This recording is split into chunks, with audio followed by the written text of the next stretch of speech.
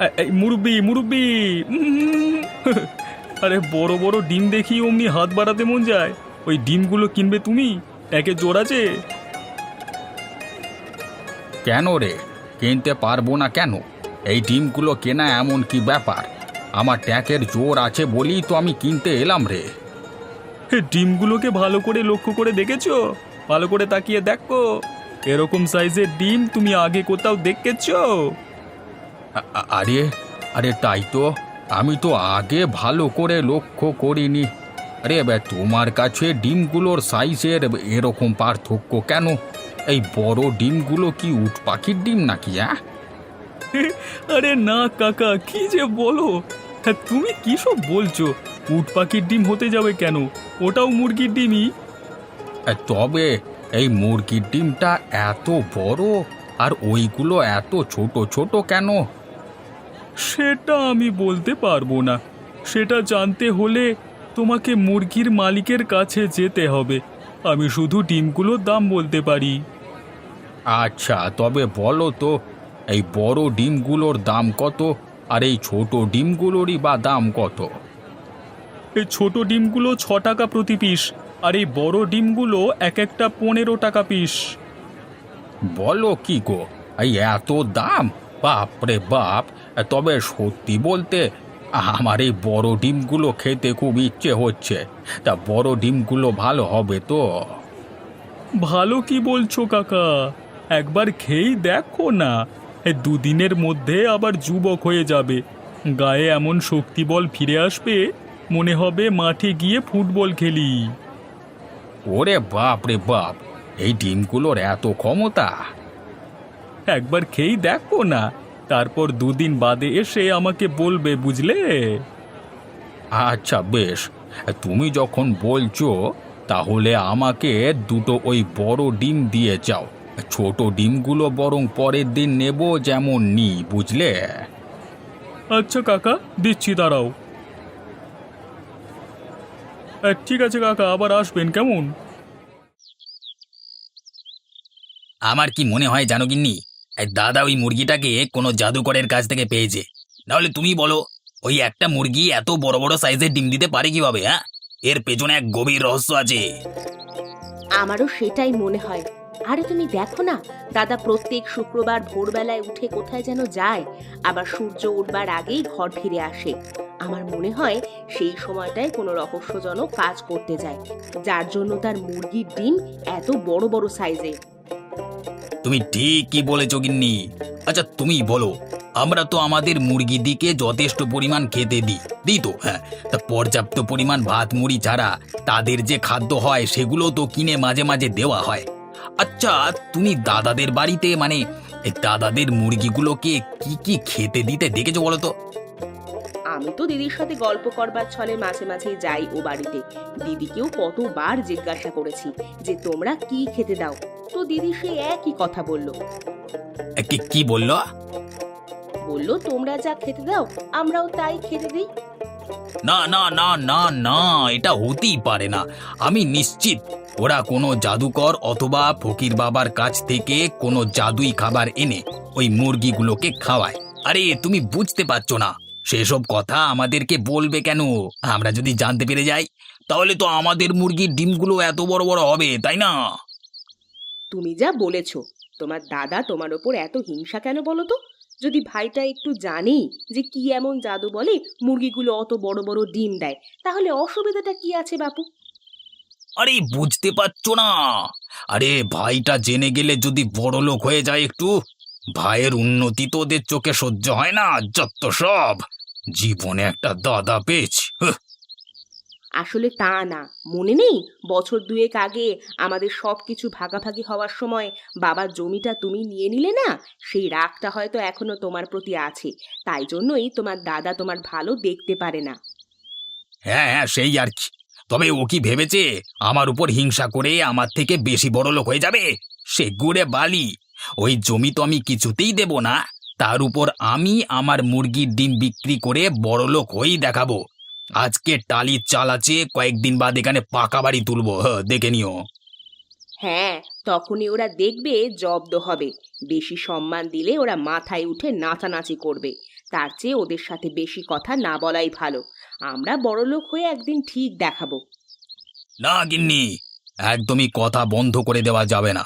তোমাকে যা হোক করে জানতেই হবে যে ওরা কি এমন জাদু করে যে ওদের মুরগিগুলো এত বড় বড় ডিম দেয়। সেটা আমি একদিন না একদিন ঠিক জানবই জানবো। ওই গোপনীয় কথা যেদিন জানবো, তারপর আমাদের বড় মুরগির ডিম 3 গুণ দামে বিক্রি করব।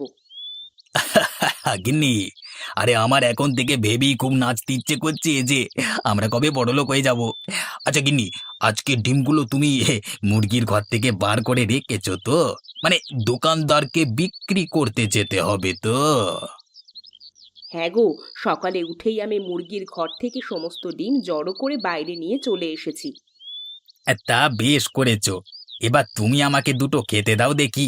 আমি খেয়ে দিয়ে বরং একবার দোকানদারের কাছ থেকে ঘুরে আসি। ডিমগুলোকে যত তাড়াতাড়ি বেচতে পারবো ততই আমাদের মঙ্গল। আচ্ছা গো, তুমি বসো, আমি তোমার জন্য খাবার নিয়ে আসছি।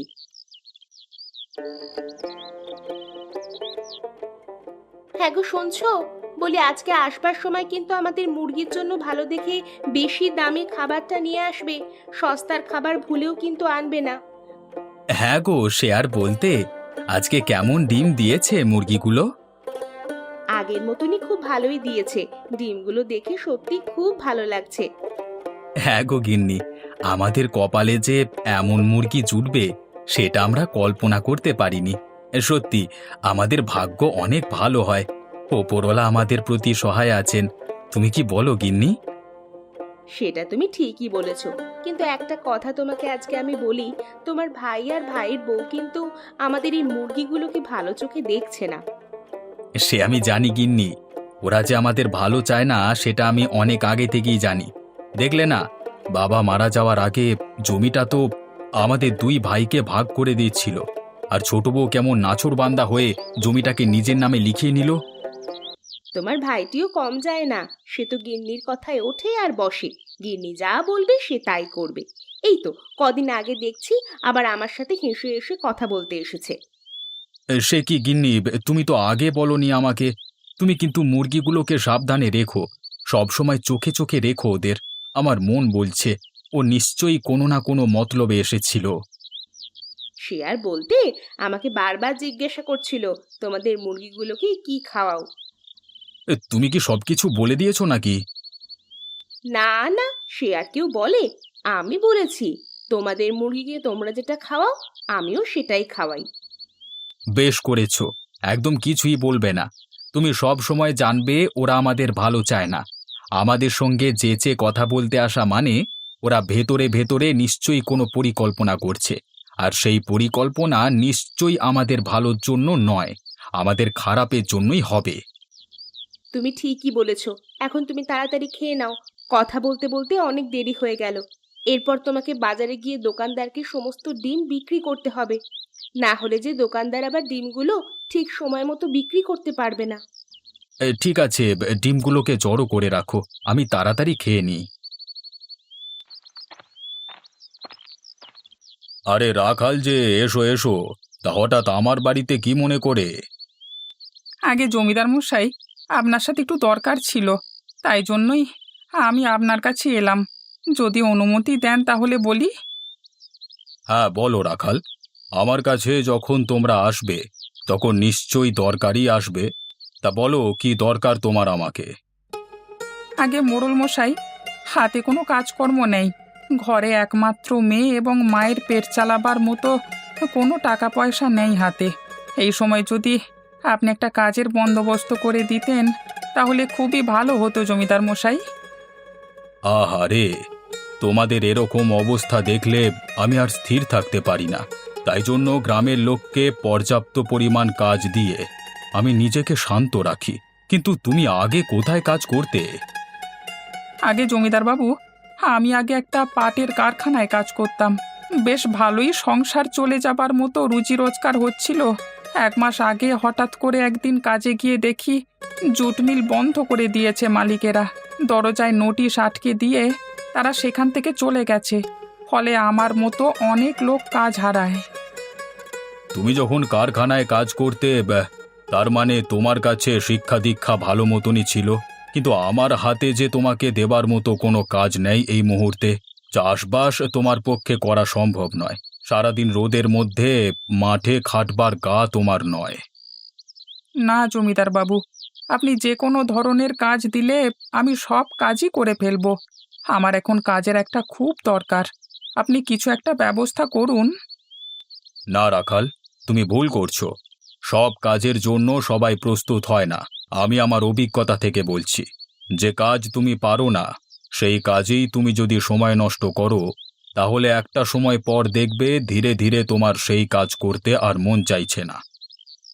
তাহলে জমিদার মশাই, আপনি যে কোনো একটা ব্যবস্থা করে দিন, না হলে যে আমি আমার পরিবারকে নিয়ে ভেসে যাব। রাখাল, তুমি আমাকে কিছুটা সময় দাও। তুমি বরং বিকেলে আমার সাথে একবার দেখা করো, তারপর আমি তোমাকে জানাচ্ছি। আশা করছি তোমার জন্য কিছু না কিছু একটা ব্যবস্থা ঠিক আমি করে দেব। ঠিক আছে জমিদার মশাই, আমি না হয় আজকে বিকেলে আপনার সাথে দেখা করছি।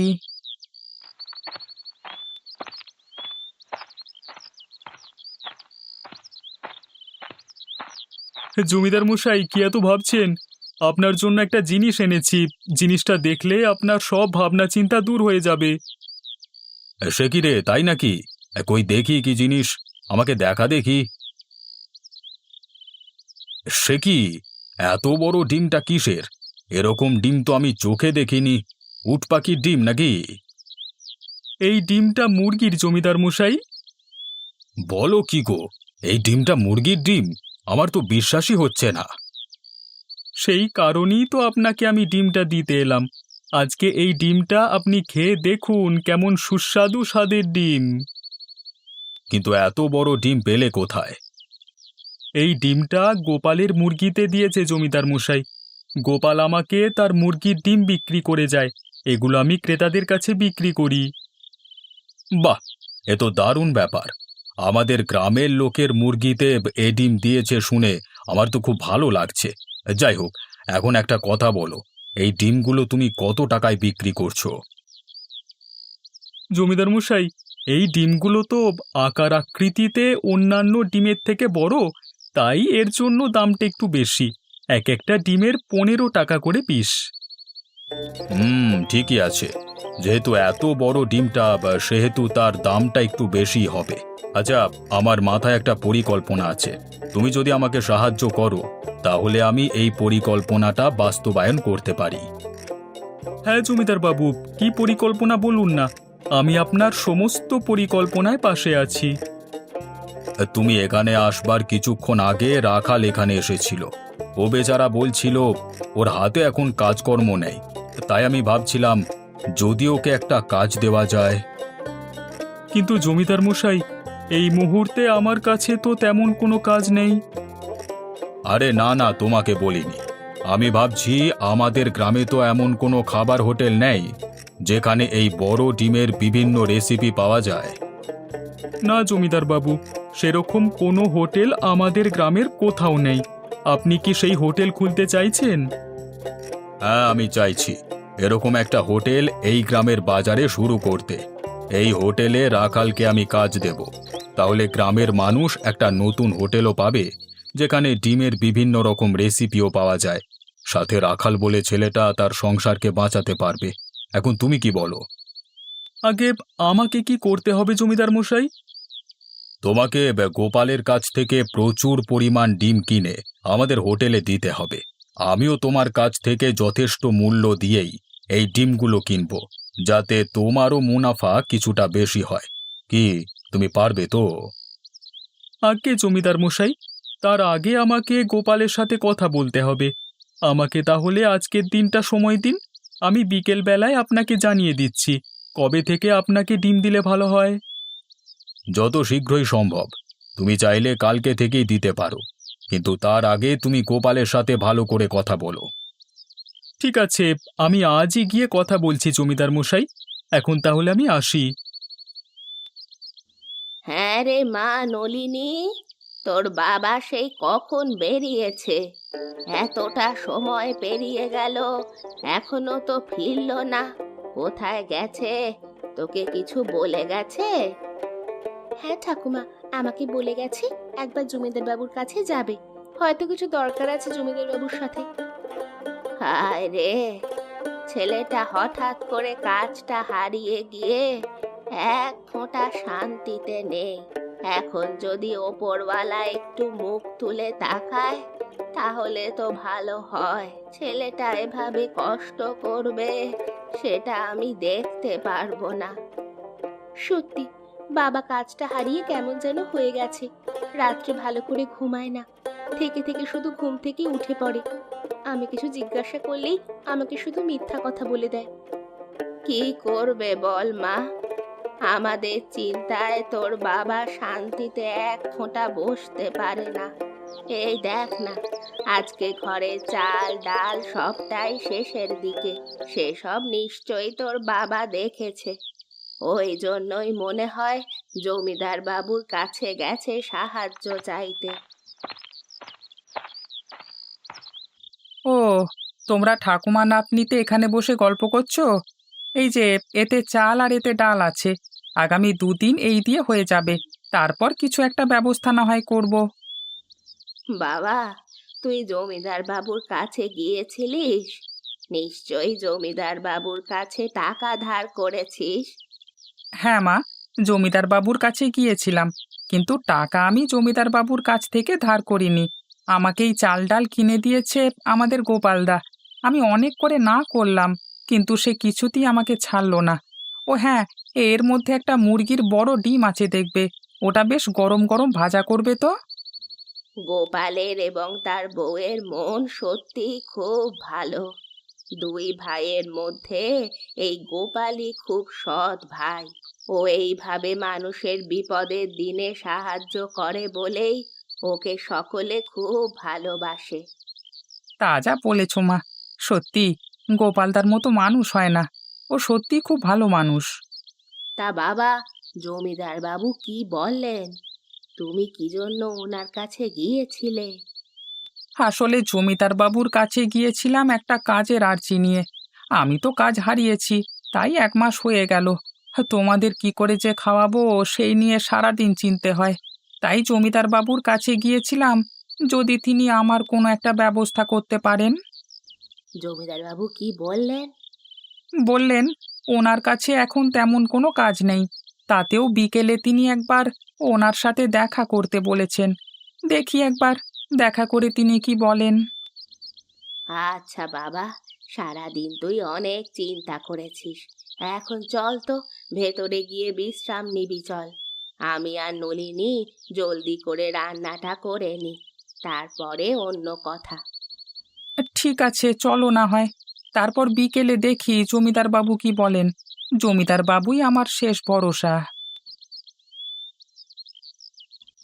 তাহলে কি করবে গোপালদা, একটু ভেবে বলো। আমাকে আবার জমিদার বাবুকে আজকে বিকেলে উত্তর দিতে হবে। সবই শুনলাম ভাই। জমিদার বাবু এমন একটা ভালো সিদ্ধান্ত নিয়েছেন, তার জন্য আমি তাকে সাহায্য করব না এটা কখনো হয়? আর রাখালের অবস্থা আমি খুব ভালো করেই জানি। সত্যি ও এখন খুব গরিবই হয়ে পড়েছে কাজ হারিয়ে। আজকে আমি কিছু চাল ডাল জোর করে তাকে কিনে দিলাম। হ্যাঁ, তাহলে সমস্ত কথা হয়ে গেল। আমি তাহলে জমিদার বাবুকে গিয়ে সুখবরটা জানিয়ে দিই। জমিদার বাবু আশা করছি খুব শীঘ্রই তার নতুন হোটেলটা শুরু করে দেবেন। আচ্ছা, তবে এখন চললাম, কেমন?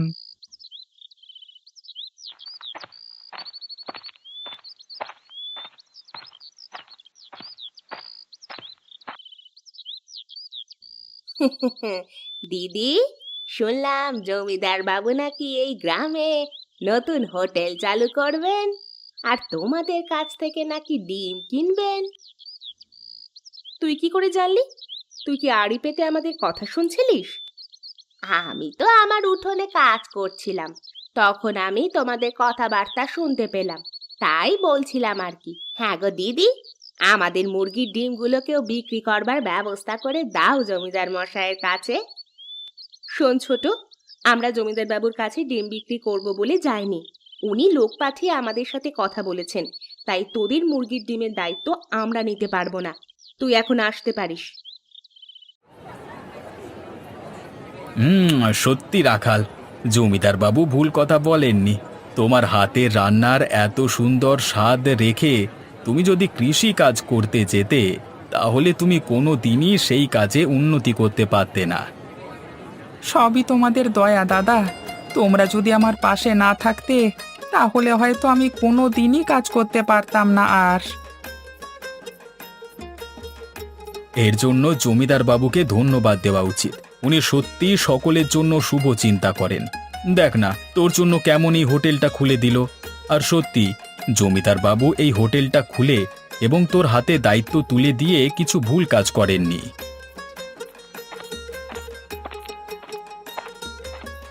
কই রাখাল, তোমার হাতের তৈরি ডিমের রেসিপি আমাকে দাও, একবার খেয়ে দেখি কেমন হয়েছে। এই যে জমিদার বাবু, দিচ্ছি।